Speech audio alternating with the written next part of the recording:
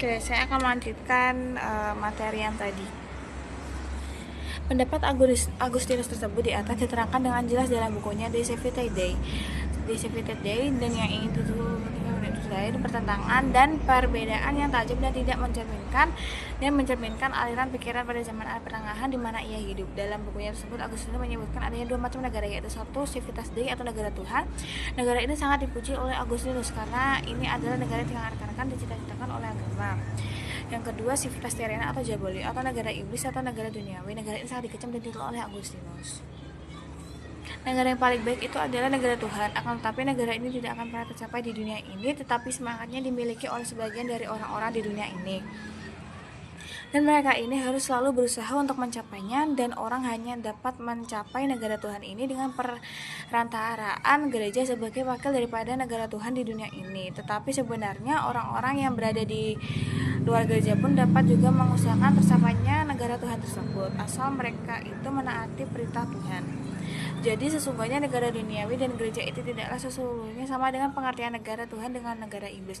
Akan tetapi kerajaan-kerajaan duniawi kebanyakan adalah Civitas Terrena atau diabolis sungguh-sungguh. Sebagai bukti misalnya Romawi. Demikian Agustinus yang selanjutnya dengan itu pula mengkritik pendapat Cicero dalam bukunya Republik, sebab itu dirumuskan dengan negara sebagai suatu bangsa, sedangkan pengertian bangsa tidak pernah dikenal oleh kerajaan Romawi. Yang dikenal ialah pengertian orang yang banyak dipersatukan karena perintah dari seorang penguasa, dan karena diadakan perjanjian. Kerajaan Romawi tidak pernah melupakan negara karena tak pernah pemerintahannya didasarkan atas keadilan, karena Romawi jatuh dalam kebobrokan yang sekaligus memperhatikan bahwa mereka sangat bernafsu akan kemegahan dan keduniawian. Pun demikian, Agustinus selanjutnya mengatakan bahwa Cicero telah mengalami suatu kekhilafan karena ia berpendapat bahwa negara itu adalah merupakan penjelmaan daripada keadilan, karena sedangkan sesungguhnya keadilan itu hanya mungkin dapat dicapai dalam negara yang diperintah oleh agama, yaitu dalam Civitas Dei. Seluruh pikiran Agustinus ditunjukkan kepada hari kemudian dengan mengesampingkan sejarah dari masa-masa yang lampau, dan di pikirannya itu tidak lebih hanya merupakan pernyataan yang sifatnya samar-samar, artinya belum merupakan pengertian yang tegas. Sepertinya pendapat Agustinus yang menyamarkan antara pengertian negara dengan pengertian masyarakat, pula pendapatnya bahwa gereja dianggap sebagai bayangan daripada Civitas Dei di dunia ini yang luasnya meliputi seluruh dunia, dan kekuasaan untuk keduniaan negara diperoleh dari perbedaan gereja.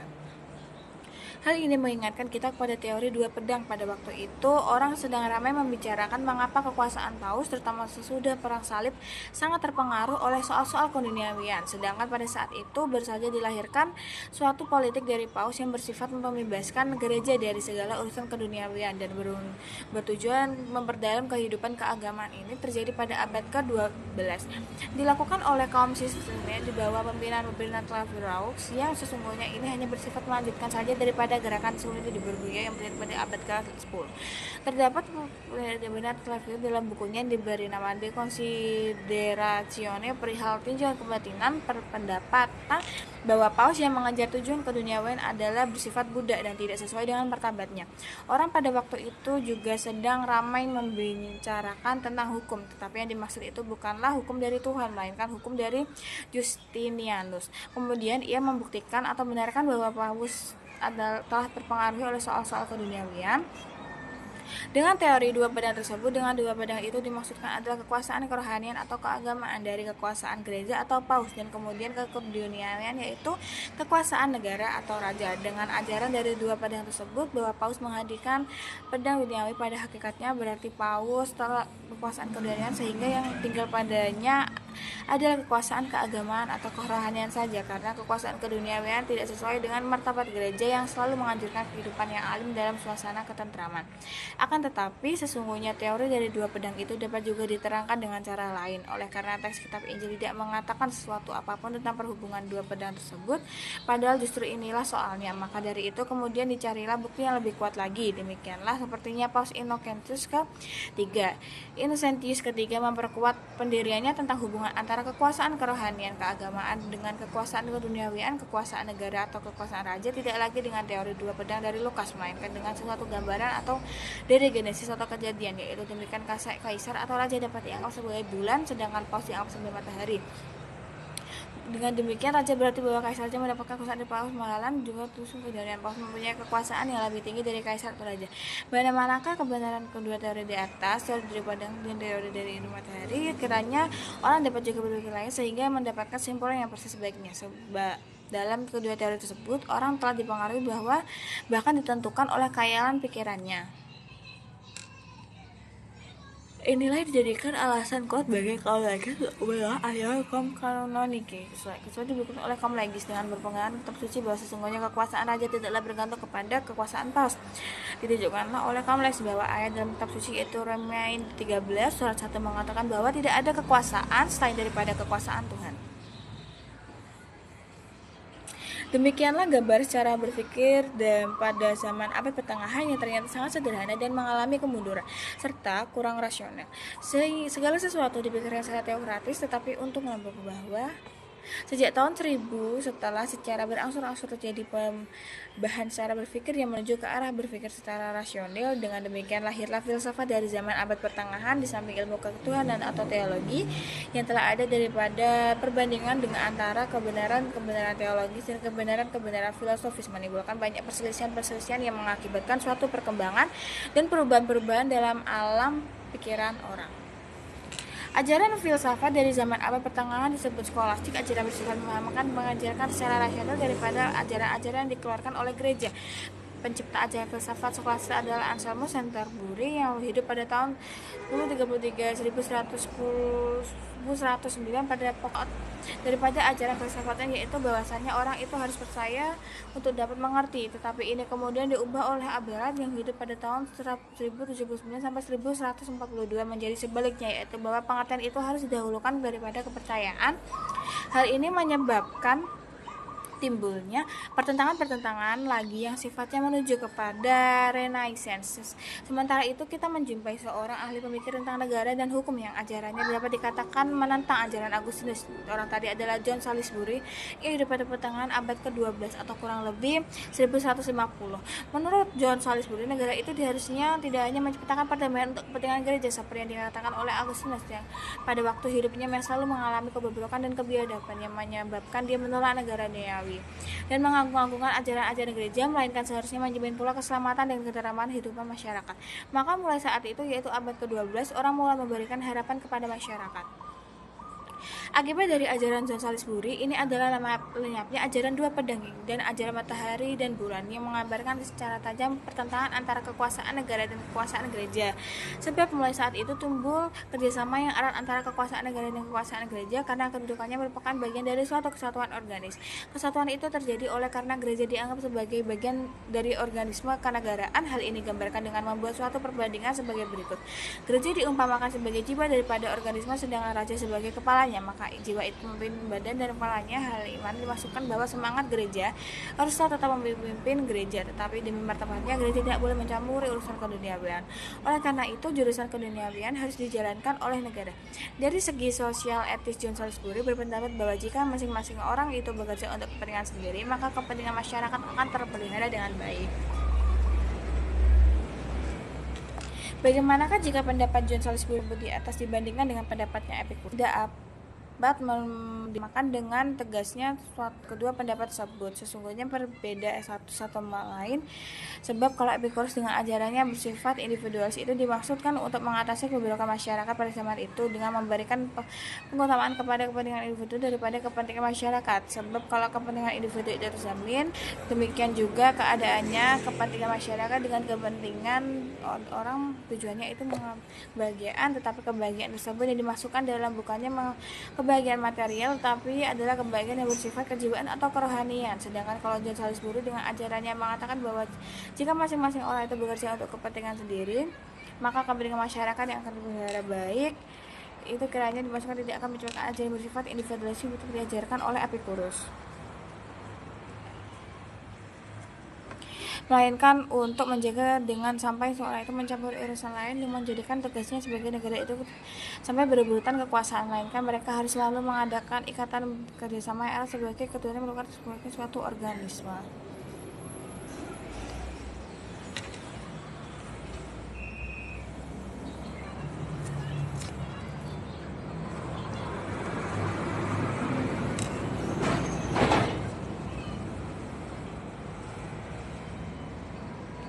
Saya akan lanjut nanti, saya masih capek. Maaf Bapak. Oke, baik. Assalamualaikum warahmatullahi wabarakatuh. Saya Farani Indranjani. Saya mau melanjutkan materi ilmu negara dari Suhino. Yang pertama, Polybius. Polybius itu sebetulnya adalah seorang ahli sejarah yang berkebangsaan Yunani, tetapi oleh karena suatu hal, ia pernah dipenjarakan di Romawi. Dia adalah seorang yang rajin, tekun, dan cakap. Ini terbukti meskipun ia dipenjarakan, tetapi selama di penjara itu, ia sempat dan dapat mengadakan penelitian tentang sistem dan susunan ketatanegaraan di Romawi. Dan setelah ia dikeluarkan dari penjara, ia mengadakan perjalanan keliling dunia, antara lain ke Afrika. Tujuannya tidak lain adalah juga untuk mengadakan penelitian, dan ternyata dari hasil-hasil penelitian itu, ia dapat menghasilkan suatu teori kenegaraan yang mengagumkan. Antara lain teori tentang pembahasan bentuk-bentuk negara. Ajarannya kemudian terkenal dengan nama Cycles Theory. Karena menurut Polybius, bentuk negara atau pemerintahan yang satu sebenarnya adalah merupakan akibat daripada bentuk-bentuk negara yang lain yang telah langsung mendahuluinya. Dan bentuk-bentuk negara yang terakhir itu tadi kemudian akan merupakan sebab daripada bentuk negara yang berikutnya. Demikianlah seterusnya. Sehingga nanti bentuk-bentuk negara itu dapat terulang kembali. Jadi dengan demikian di antara berbagai bentuk-bentuk negara itu terdapat hubungan sebab akibat. Bentuk-bentuk negara itu berubah-ubah sedemikian rupa sehingga perubahannya itu merupakan suatu lingkaran, suatu siklus. Maka dari itu teorinya disebut dengan cycles theory. Menurut ajaran Polybius, bentuk-bentuk negara itu dapat digolongkan menjadi 3 golongan besar yang kemudian masing-masing golongan itu dibedakan lagi menjadi 2 jenis. Dengan demikian, kita dapat menarik suatu kesimpulan bahwa dalam garis besarnya ajaran-ajaran dari Plato, Aristoteles, dan Polybius tentang bentuk-bentuk negara pada prinsipnya adalah sama, ialah bahwa mereka berpendapat ada 3 bentuk negara. Ini yang pokok. Yang kemudian masing-masing bentuk itu dibedakan lagi menjadi 2 jenis sehingga lalu ada 6 bentuk negara yang meskipun sesungguhnya 3 bentuk yang lain itu hanya merupakan akses saja daripada 3 bentuk yang pokok tadi. Ini yang kemudian terkenal dengan ajaran tentang bentuk-bentuk negara pada zaman kuno yang bersifat klasik tradisional. Perlu juga diketahui bahwa menurut Polybius dalam kerajaan Romawi itu dapat mencapai bentuk pemerintahan yang paling baik karena dipersatukannya di dalam unsur-unsur yang terbaik dari bermacam-macam bentuk pemerintahan yang dibedakan olehnya satu sama lain, semata-mata menurut ajaran Aristoteles. Hanya saja hubungan kausal, hubungan sebab keakibat antara bentuk pemerintahan atau bentuk negara yang satu dengan yang lain itu dalam ajaran Aristoteles belum dikatakan dengan tegas seperti halnya dalam ajaran Polybius. Hubungan sebab akibat itu oleh Polybius diterangkan sebagai berikut. Menurut Polybius, di mana-mana bentuk monarki adalah bentuk yang tertua yang didirikan atas kekuasaan dari rakyat merupakan kesatuan berhubung dengan kecenderungan yang berdasarkan alam, cita-cita akan keadilan dan kesusilaan telah menyebabkan orang pada mulanya sangat menghargai bentuk monarki tersebut. Dalam monarki ini, kekuasaan negara dipegang oleh suatu orang tunggal yang berkuasa dan berbakat, dan pula mempunyai sifat-sifat yang lebih unggul daripada warga negara yang lain. Maka lalu mendapatkan kepercayaan untuk memerintah. Penguasa, yaitu raja, semula melaksanakan kekuasaannya untuk kepentingan umum. Artinya, kepentingan rakyat sangat diperhatikan, jadi sifat pemerintahannya adalah baik. Tetapi lama-kelamaan, keturunan dari raja itu tidak lagi menjalankan pemerintahan untuk kepentingan umum, melainkan hanya untuk kepentingan diri sendiri saja. Dan ia mulai memerintah dengan sewenang-wenang. Rakyat sangat tertindas, kepentingannya tidak mendapatkan perhatian sama sekali. Maka menjadilah sekarang negara itu hanya diperintah oleh satu orang tunggal yang sifat pemerintahnya sangat jelek. Ini menyebabkan bentuk negara itu berubah dari monarki menjadi tirani. Oleh karena pemerintahan dari seorang tiran ini bersifat sewenang-wenang, maka muncullah kemudian beberapa orang yang berani dan mempunyai sifat-sifat baik atau kaum bangsawan. Mereka ini bersatu, tampil ke muka, dan mengadakan pemberontakan. Setelah kekuasaannya beralih ke tangan mereka, mereka menjalankan pemerintahan dengan sangat memperhatikan kepentingan umum. Maka menjadilah sekarang negara itu pemerintahannya dipegang oleh beberapa orang, dan dalam menjalankan pemerintahannya itu sangat memperhatikan kepentingan rakyat. Kepentingan umum ini menyebabkan bentuk negara itu berubah dari bentuk tirani menjadi aristokrasi. Pemerintahan aristokrasi ini memang mula-mula adalah baik, tapi lama-kelamaan mungkin juga keturunan mereka yang kemudian memegang pemerintahan itu tidak lagi menjalankan pemerintahan itu untuk melaksanakan keadilan dan kepentingan umum, tetapi yang diperhatikannya hanya kepentingan sendiri. Maka lalu negara itu sekarang kekuasaannya diperintahnya dipegang oleh beberapa orang yang sifat pemerintahannya adalah sangat buruk. Ini menyebabkan bentuk negara itu berubah dari bentuk aristokrasi menjadi oligarki. Karena dalam oligarki ini tidak dapat keadilan, maka rakyatlah kemudian memberontak mengambil alih kekuasaan negara untuk memperbaiki nasib mereka. Negara di mana pemerintahannya dijalankan oleh rakyat yang ditujukan untuk melaksanakan kepentingan rakyat, ini menyebabkan berubahnya bentuk negara dari bentuk oligarki menjadi demokrasi. Semula pemerintahan yang dilaksanakan oleh rakyat ini memang baik karena sangat memperhatikan kepentingan umum dan sangat menghargai persamaan serta kebebasan, tetapi kemudian lama-kelamaan kebebasan itu tidak lagi dihargai karena mereka dianggap menganggap bahwa kebebasan itu merupakan suatu hal yang biasa. Malahan mereka ingin bebas sama sekali dari peraturan-peraturan yang ada. Akibatnya lalu timbul kekacauan, kebobrokan, korupsi merajalela di mana-mana sehingga peraturan hukumnya tidak lagi mempunyai kekuatan mengikat, bahkan mereka bebas untuk membuat sesuka hatinya. Masing-masing orang ingin mengatur dan memerintah. Inilah yang menurunkan derajat demokrasi dan merubah bentuk negara dari demokrasi menjadi oklokrasi.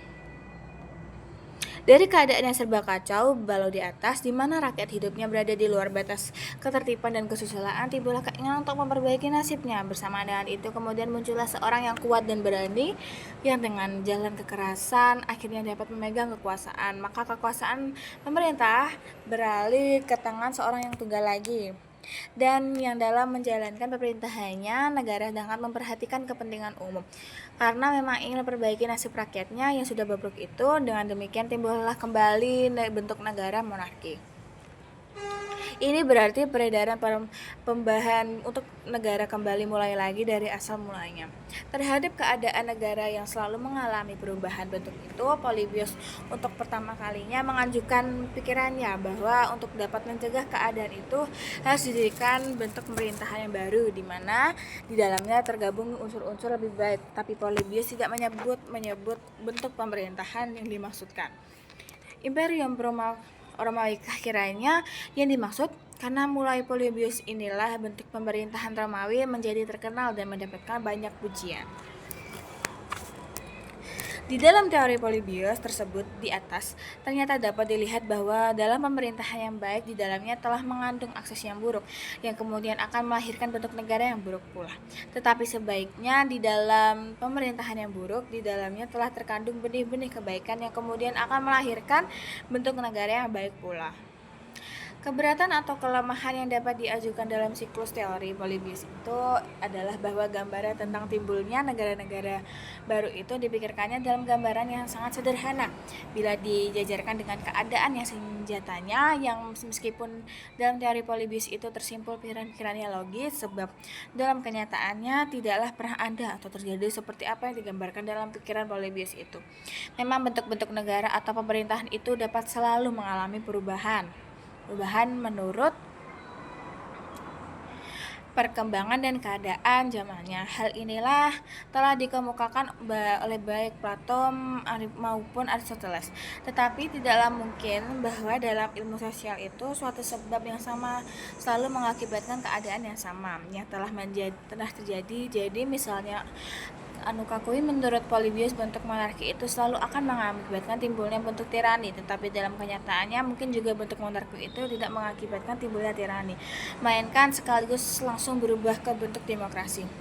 Tapi bagaimanapun ajarannya itu tetap berharga dan bernilai tinggi karena memang ajaran inilah yang menyebabkan Polybius menjadi termasyhur dan terkenal. Ya meskipun termasyhur dan terkenal itu bukan karena keahlian daripada pikiran-pikiran yang asli, abstrak tentang negara dan hukum daripadanya, melainkan karena teori dari ajaran kaum Stoa ditanamkan di dalam ajarannya yang kemudian juga dilaksanakan dalam praktek hukum bangsa Romawi. Oke, baik, saya melanjutkan yang tadi yang sempat tertunda. Tetapi sementara itu, di pihak yang lain, orang berpendapat dulu dalam keadaan tidak beragama, keadaannya terang-terang saja. Alangkah bedanya keadaan sekarang di bawah agama Kristen. Peristiwa tersebut di atas menjadi alasan kuat bagi Agustinus untuk menulis bukunya yang diberi nama De Civitate Dei tentang negara Tuhan. Isi pokok daripada bukunya tersebut ditujukan untuk mengadakan pembelaan terhadap agama Kristen, serta berisi suatu polemik antara penganut-penganut agama Kristen dengan orang-orang tak beragama. Buku itu juga merupakan filsafat sejarah dan agama, ajaran tentang kepercayaan dan kesusilaan. Semua buku itu tidaklah dimaksudkan di dalam sebagai buku pelajaran untuk politik negara dan gereja, meskipun akhirnya menjadi buku yang demikian. Ini terbukti dari ajarannya mengenai perimbangan kedudukan atau kekuasaan antara negara dengan gereja, antara raja dengan paus. Menurut Agustinus yang ajarannya sangat bersifat teokratis, dikatakan bahwa kedudukan kerajaan dimiliki oleh paus itu lebih tinggi daripada kedudukan negara dimiliki oleh raja. Mengapa demikian? Dalam hubungan ini dikatakan Agustinus bahwa adanya negara di dunia itu merupakan suatu kejelekan, tetapi adanya itu merupakan suatu keharusan. Yang penting itu adalah terciptanya suatu negara yang diangan-angan atau diciptakan oleh agama, yaitu kerajaan Tuhan. Maka itu sebenarnya negara yang di atas dunia ini hanya merupakan suatu organisasi yang mempunyai tugas untuk memusnahkan perintah agama dan musuh-musuh gereja. Jadi di sini nampak dengan jelas bahwa negara mempunyai kedudukan atau kekuasaan yang lebih rendah dengan ada di bawah gereja. Negara sifatnya hanyalah sebagai alat daripada gereja untuk membasmi musuh-musuh gereja.